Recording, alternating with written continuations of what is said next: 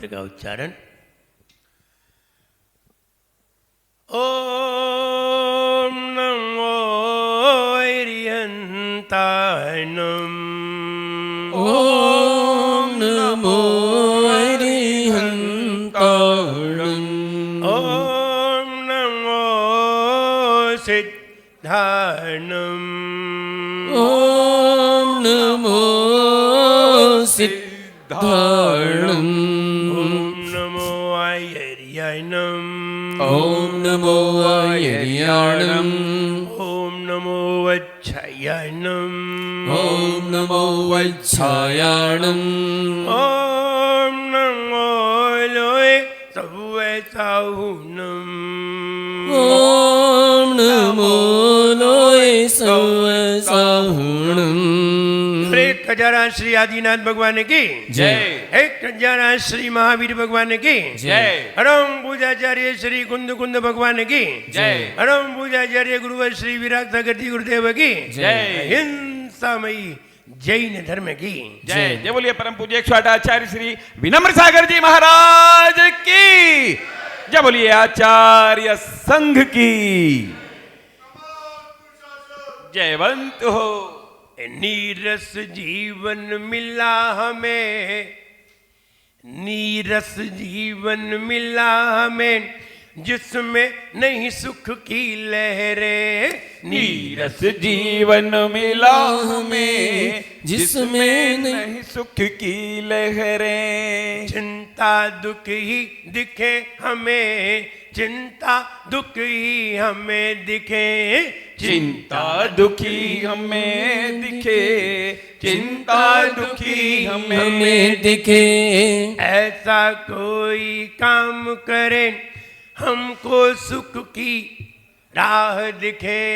ऐसा कोई काम करे हमको सुख की राह दिखे। वरना ये जीवन हो वरना ये जीवन फिर दुख उपजाए। जीवन है पानी की बूंद कब मिट जाए रे। हो जीवन है पानी की बूंद कब मिट जाए रे।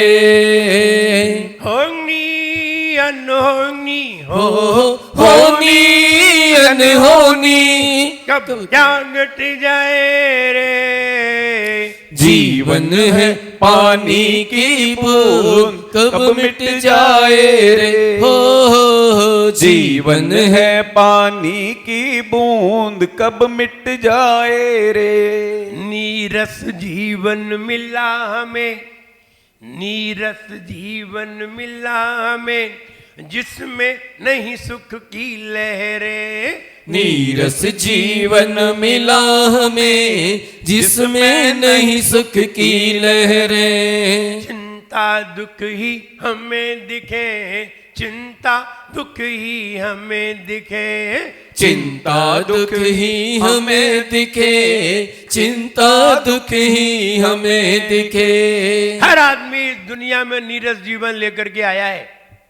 हर आदमी इस जीवन में रस उत्पन्न करना चाहता है, नीरस जीवन रसदार बनाना चाहता है। जैसे कि बाजार में कभी लौकी लेने जाते हैं तो लौकी में बताइए कि कौन सा स्वाद है? कोई स्वाद नहीं है, लेकिन लाते तो लौकी ही है। और स्वाद नहीं है ये हमें मालूम है, फिर हम उसमें स्वाद डालते हैं। और जब स्वाद डाल देते हैं तब आराम से खाते हैं। और स्वाद नहीं डलता है तो फिर बात ही नहीं है। ऐसे ही हमारा जीवन है, पूरा जीवन बिल्कुल नीरस, कोई रस नहीं है, कहीं आनंद नहीं है। हम उसमें आनंद डालते हैं, प्रयास करते हैं, कहीं से ढूंढते हैं कहां से आनंद लेकर के आए, कहां से खुशी लेकर के आए, कहां से रस लेकर के आए, और अलग अलग रस उसमें डालते हैं। कोई रस डाल लेते हैं, कोई अन्य वस्तुओं को ही रस समझ लेते हैं। समझ लेते हैं, यह अज्ञानता है, और डाल देते हैं रस, ये उनकी समझदारी है। नीरस जीवन में रस डालने का प्रयास करिए। ध्यान रहे, शरीर का रूप, शरीर का रंग हमें माता पिता से प्राप्त होता है। इसमें किसी का हाथ नहीं होता, सिर्फ माता पिता का हाथ होता है। रूप और रंग, शरीर का रूप और रंग माता पिता से प्राप्त होता है, लेकिन जिंदगी जीने का ढंग गुरु से प्राप्त होता है। आप रूप रंग में रहेंगे तो कभी भी ढंग से जी नहीं सकेंगे। इसलिए जीने का ढंग उत्पन्न करिए, और जीने का ढंग देखने के लिए किन्हीं गुरुओं की तलाश करिए। और गुरु मिल जाए तो फिर अपने आप को बहुत भाग्यशाली समझिए कि हमें गुरु का सानिध्य मिला है। ध्यान रहे, जिंदगी में घर हो या ना हो चलेगा, जिंदगी में व्यापार हो ना हो चलेगा, जिंदगी में परिवार हो ना हो चल जाएगा, लेकिन गुरु ना हो तो नहीं चलेगा, कतई नहीं चलेगा। विचार करिए, आपकी उम्र 60 साल से ऊपर आ गई, 70 साल की उम्र आ गई, और आप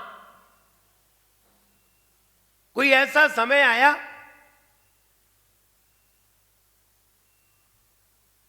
कि आपके घर में आपको किसी ने रखा नहीं, तो एक सूक्ति याद आती है, रिश्ते खून के नहीं एहसास के होना चाहिए। रिश्ते खून के नहीं एहसास के होना चाहिए। खून के रिश्ते तो वृद्धाश्रम में दिखाई देते हैं, खून के रिश्ते वृद्धाश्रम में दिखाई देते हैं, एहसास के रिश्ते परिवार में दिखाई देते हैं। इसलिए रिश्ते खून के नहीं एहसास के होना चाहिए। अगर आपको घर से कहीं बाहर हो गए, आपके घर में कोई बचा नहीं, आप अकेले ही रह गए, अब बताइए आपको कौन देखेगा? कोई नहीं। हमने ऐसे ऐसे लोग देखे हैं, अपने जीवन में आंखों से देखे हैं, जिनके पास करोड़ों की संपत्ति, और फिर भी किसी हलवाई की दुकान से दोने में भीख मांगते देखा है। करोड़ों की संपत्ति, और संपत्ति के नीचे ही फुटपाथ पे वो पड़ा है, ऐसा भी देखा है। ऐसा समय किसी का कभी भी आ सकता है। आप बताइए, अगर आप अंत समय में अपना अंत भला करना चाहते हैं तो आपके जिंदगी में एक गुरु जरूर होना चाहिए, वही तुम्हारा भला कर सकता है, वरना कोई भी तुम्हारा भला नहीं कर सकता। गुरु है तो आपका एक दूसरा स्थान भी है। अगर घर में कोई झगड़ा हो गया तो कहीं जाने का स्थान है? बताइए, है कहीं जाने का स्थान? महिलाएं बताएं, कहाँ है स्थान? वो लड़ेंगी पिटेंगी मरेंगी तो यहीं। कहाँ है तुम्हारा स्थान? कोई दूसरा कोई स्थान नहीं है तुम्हारा। इसलिए तुम्हें बेइज्जती भी सहन करना पड़ती है। और अगर हमारे पास दूसरा स्थान हो तो वो व्यक्ति बेइज्जती सहन नहीं करता। याद करिए, जब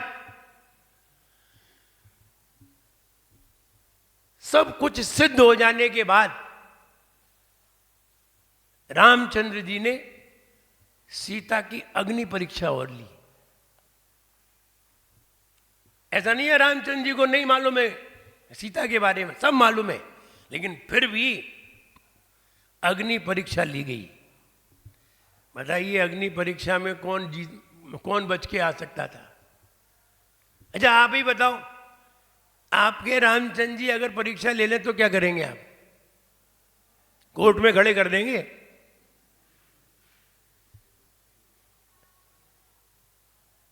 अरे परीक्षा नहीं लेते हैं तब तो कोर्ट में खड़े कर देते हैं, और परीक्षा लेते तो आपत्ति आ जाए। कहते हैं ना, पत्नी से बहस जिंदगी तहस नहस।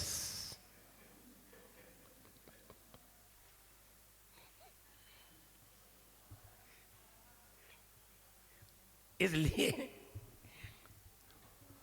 आप ये तो विचार करिए कि आपके पास कोई दूसरा है कि नहीं रास्ता, और अगर नहीं है तो ढूंढिए और एक बार गुरु को अपना बनाइए।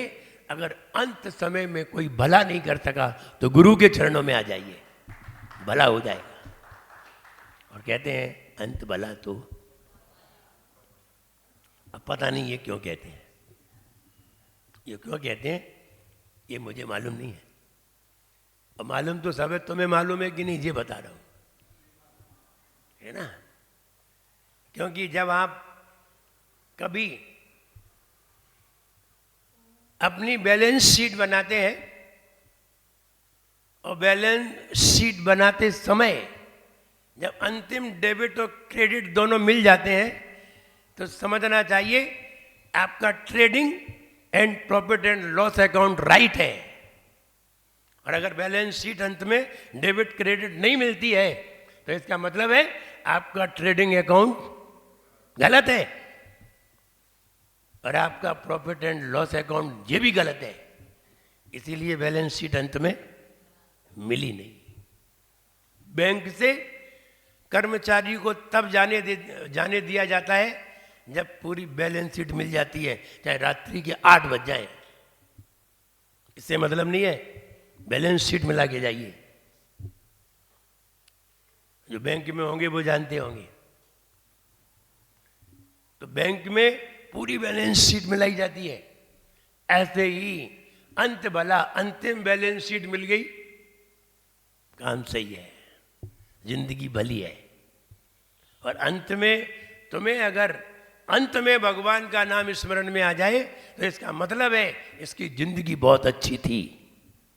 इसलिए अंत भला तो सब भला क्यों कहा जाता है? अंत भला होना चाहिए। हम ये कहना चाहते हैं जिंदगी को रसदार बनाइए। कैसे बनाएं? कौन से रस डालें? नमक मिर्ची डालो तो डाले ही, लौकी लाई है नमक मिर्ची डाली है, और नमक मिर्ची डाली है और मिर्ची ज्यादा डल गई तो सीसी हो रही है, आंख से आंसू बह रहे हैं, नाक से आंसू बह रहे हैं और मुंह से तो बह ही रहे हैं। एक मिर्ची ने 5 द्वार खोल दिए, क्योंकि तुमने डाला क्या था उसमें, लौकी में? नमक और मिर्ची। अब क्यों मिर्ची लग रही है? डाली तो वही थी, मिर्ची डाली थी तो मिर्ची लग रही है। फिर आंख से, नाक से, मुंह से, सब जगह से मिर्ची निकल रही है। और अगर इसमें शक्कर डाली होती तो, लौकी में शक्कर डाली होती तो चेहरे का आनंद ही अलग होता। आंख भी मुस्कुराती, गाल भी मुस्कुराते और मुंह तो मुस्कुराता ही, पूरा शरीर मुस्कुराता, क्योंकि उसमें क्या डाला था? शक्कर डाली थी। और हमने मिर्ची डाल ली, लाई तो लौकी और डाली मिर्ची। ऐसा ही किया है हमने। जिंदगी तो मिली है, लेकिन जिंदगी में डाला क्या? मसाले डाल दिए। जिंदगी में मसाले डाल दिए। हमने परिवार बना लिया आकर के, और परिवार बना लिया, संसार में रम गए, राग देश में फंस गए, नमक मिर्ची डाले हैं। अब जिंदगी में दुखी है, भैया मिठास भी डालो। कहाँ से डालें? मिठास डालने ही तो मंदिर आते हैं, भगवान के चरणों में रसगुल्ले लेने आते हैं, मिठास लेने आते हैं। भगवान के चरणों में मिठास मिलती है तो नमकीन से भी जिंदगी चलती है और मिठास से भी। अच्छा बताइए, जिंदगी में नमकीन ज़्यादा खाते हो कि मीठा? क्या ज़्यादा खाते हो? देखो तो, देखो 4 रोटी खाते हो तो कितनी रोटी मीठे से लेते हो, कितनी नमकीन से? बोले नमकीन से ही लेते हैं, मीठा तो आता ही नहीं है। कभी कभी आ जाता है, कहाँ आता है? थोड़ा सा मीठा होता है, नमकीन बहुत होती है। दाल सब्जी सब नमकीन है, मीठा तो बहुत कम होता है। मीठा क्यों खाते हैं? मीठा इसलिए खाते हैं कि मीठे के साथ नमकीन भी चल जाती है। बीच में मीठा नहीं आए तो नमकीन, नमकीन से जी भर जाता है, और नमकीन नहीं आए तो मीठे से भी जी भर जाता है। इसलिए दोनों को मिलाते रहते हैं तो पेट भी भर जाता है, और दोनों नहीं मिले तो कभी भी पेट भर नहीं सकता। दोनों मिलना चाहिए। ऐसे ही जिंदगी में भगवान की आराधना भी करो और संसार के कार्य भी करो। ये बात अलग है, संसार के कार्य 22 घंटे होते हैं, भगवान की पूजन 1 घंटे, मीठा कम नमकीन ज़्यादा, तभी पेट भरेगा। मीठा ज़्यादा कर दिया तो पेट नहीं भरेगा। और मीठे हो गए, मीठे हो गए तो तुम्हारे पास सब लोग आकर के बैठेंगे, क्योंकि तुम्हारे जीवन में मिठास ज़्यादा आ गई। मीठी चीज के पास तो सब दौड़ते हैं और नमक के पास कोई नहीं दौड़ता। इसलिए मिठास पैदा करिए, जीवन में मिठास पैदा करिए। किसी की कमी को उसकी जुबान पर मत बताइए, किसी की कमी को उसके सामने मत बताइए, क्योंकि कमी सभी में है, बताने वाले में भी, सुनने वाले में भी। कमी सभी में है और जुबान उसके पास भी है। इसलिए ये मत समझिए कि हम ही कमी बता सकते हैं। बताइए तो अच्छाई बताइए, अच्छाई बताओगे तो अच्छाई उसे भी दिखाई देती है और जुबान उसके भी पास है। इसलिए हम ये कहना चाहते हैं कि हम अपनी जिंदगी में मिठास उत्पन्न करें। जब गुरुओं का समागम मिलता है तो हमारी जिंदगी में मिठास आती है। गुरुओं के चरण हमारे घर पे आ जाते हैं, हमारा पूरा दिन मीठा हो जाता है, मिठास बढ़ जाती है। और एक दिन की मिठास बहुत दिन तक मिठास उत्पन्न करती है, बहुत दिन तक असर करती है। इसलिए जिंदगी में मिठास भी उत्पन्न करिए। ऐसा नहीं है कि जिंदगी में मिठास है, नहीं है।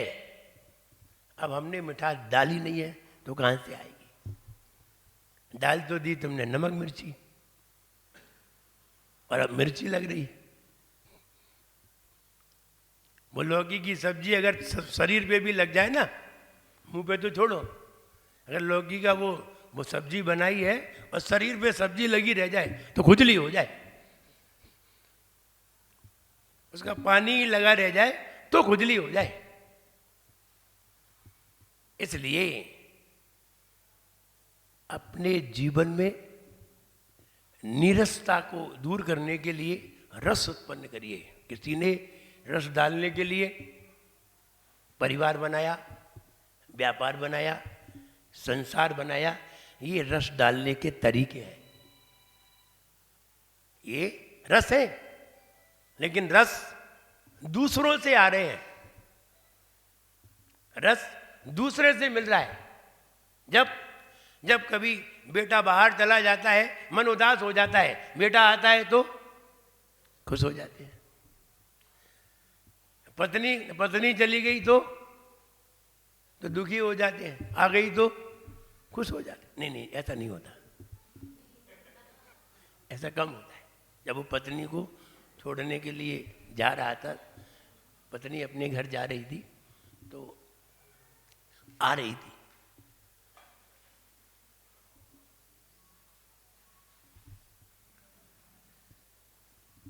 पत्नी को जब रेलवे स्टेशन पर लेने के लिए, रिसीव करने के लिए गया, पत्नी बाहर से आ रही थी, तो आ रही थी तो पत्नी को लेने के लिए गया, रिसीव करने, तो रिसीव करने गया तो मुंह लटकाए हुए था।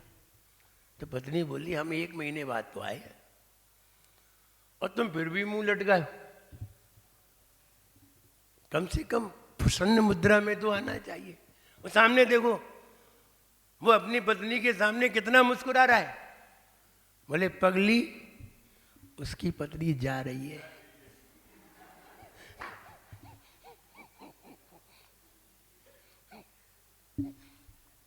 ये तुझे मालूम नहीं। तो कहने का मतलब ये है कि आने पर कितनी खुशी होती है, लेकिन फिर भी हम समझते हैं कि उसमें रस है, आनंद है, समझते हैं, बाद में समझ में भी आ जाता है।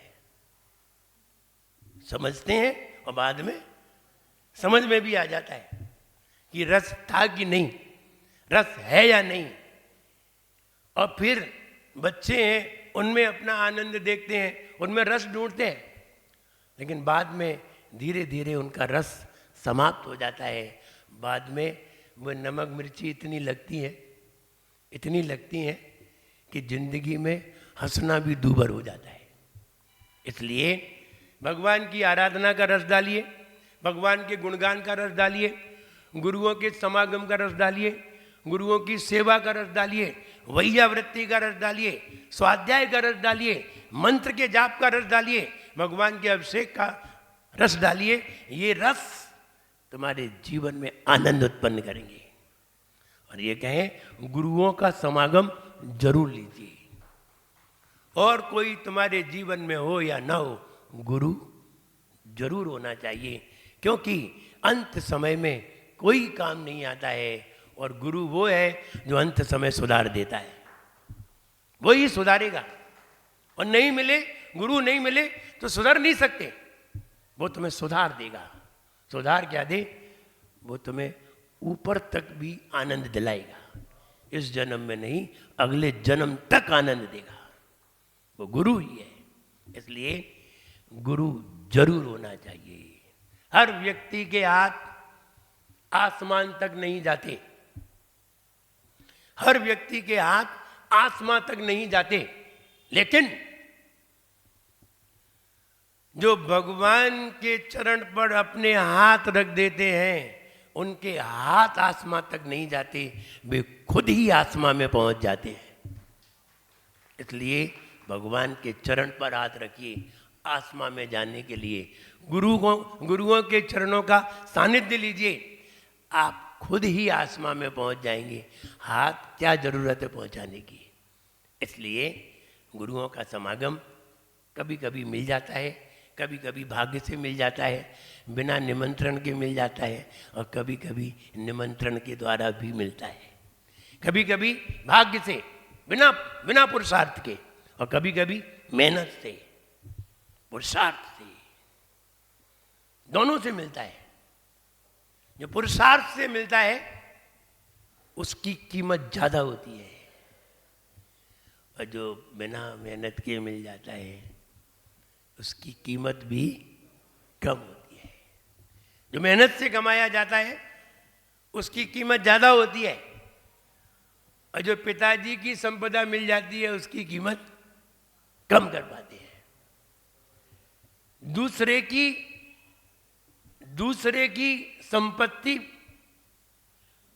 की संपत्ति की कीमत कम होती है, अपनी संपत्ति की कीमत बहुत की जाती है। पिताजी के पैसे से बेटी एप्पल फोन खरीदना चाहते हैं, छोटा मोटा नहीं, एप्पल खरीदना चाहते हैं, क्योंकि पैसे किसके हैं? पिताजी के। और जब पिताजी ने मना कर दिया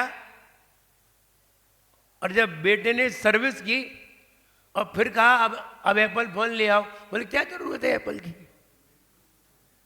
ये वाले फोन से ही काम चल जाता है। अब आई समझ में अपने की कीमत क्या होती है। और पिताजी की तो ऐसे ही उड़ा रहे थे। तो हमारा कहना है कि हम अपनी जिंदगी में रस डालें, गुरुओं का समागम मिले तो आनंद ले, और संयमियों का समागम मिले तो आनंद ले। भगवान की पूजा करके, सेवा करके जितना आनंद लेंगे उतना ही आनंद हमारे अंदर होगा। और जिंदगी को रसदार बनाइए, ऐसा रस डालिए जिस रस को दूसरों को भी पिला सके, दूसरों को भी बता सके। ऐसा रस मत डालिए जो दूसरों को ना बता सके। अच्छा रस डालोगे आनंद आएगा। कहते हैं आप दूसरों की भलाई करिए। भलाई मलाई की तरह है, भलाई मलाई की तरह है, और बुराई कुटाई की तरह। बुराई कुटाई की तरह। कहते हैं ना कि बुराइयां बुराई है, किसी की भी बुराई हो। एक सूक्ति पढ़ रहे थे, उसमें लिखा था पहले पुराने जमाने में महिलाएं आती थी, धान कूटती थी, मसाले कूटती थी, और भी सामान कूटती थी। आज तो किसी और को कूटती हैं। तो कोटेशन लिखा था, आज मसाले कोई नहीं कूटता है, वो तो कुटे कुटाए ही मिल जाते हैं, फिर दूसरे को कूटना पड़ता है। हम जब तक रस नहीं डालेंगे तब तक रस नहीं आएगा। और अंत में ये कहें, आप अपने जीवन में गुरु को जरूर बनाएं। आप इतने लोग बैठे हुए हैं, आप सबके जीवन में कोई गुरु है कि नहीं? हाँ, हम हमारे गुरु तो फलाने हैं, हमारे गुरु तो फलाने। नहीं, ये गुरु नहीं है। गुरु तो 3 कम 9 करोड़ है। तुमको सभी हमारे गुरु हैं। गुरु वो होता है जिसके सामने तुमने नियम व्रत लिए हो, और जिसके सामने तुमने प्रतिज्ञा की हो कि मेरा अंत में समाधि मरण हो, वो गुरु होता है। अब बताओ किन किन के गुरु हैं? अब किसी के नहीं है। जब तक आप नियम संयम धारण नहीं करेंगे, आप बताइए, आप घर से चले जाएं, घर से कहीं बाहर चले जाएं और गुरु के पास जाएं, वहां तुम्हें गुरु ठहराएगा कि नहीं? जो जानते ही नहीं होगा, 3 करोड़ 9 करोड़ है, किसी के पास जाके देखो, कोई भी तुम्हें रोकेगा नहीं, रखेगा नहीं। लेकिन जिसने नियम संयम दिया है वो तुम्हें रखेगा, वो तुम्हारी हिफाजत करेगा, और अंत समय तक समाधि करा के तुम्हारी जिंदगी को सफल कर देगा। ये गुरु का लक्षण है। इसलिए जो लोग कहते हैं हमारे गुरु वो हैं, हमारे गुरु वो हैं, सब बकवास करते हैं। सही ये है जिसने नियम संयम धारण किया है और गुरु से ये कहा है अंत समय में मेरी आपके चरणों में समाधि हो, वो गुरु कहलाता है। इसलिए जीवन में गुरु जरूर होना चाहिए, वरना ये जीवन व्यर्थ में निकल जाएगा। कहते हैं उर्वरा भूमि अपनी नहीं कर सके तो मानुष जन्म व्यर्थ खो जाएगा। उर्वरा भूमि अपनी नहीं कर सके तो मानुष जन्म व्यर्थ खो जाएगा। उजड़ा जीवन मिला है बड़े पुण्य से, झाड़ कंकड़ अधिक और उग आएगा। रोक ले झाड़ कंकड़ मिले हैं गुरु, वरना रोते ही रोते तू पछताएगा, तू भ्रम जाएगा। उर्वरा भूमि अपनी नहीं कर सके तो मानुष जन्म व्यर्थ खो जाएगा। आपको जमीन मिली, 2 एकड़ जमीन मिली, आपने उसे जोता नहीं, आपने उसमें कुछ बोया नहीं, आपने जाकर के उसे देखा नहीं, उस जमीन में क्या लगेगा? क्या लगेगा? जल्दी बोलो। घास लगेगी। क्या लगेगा? घास लगेगी।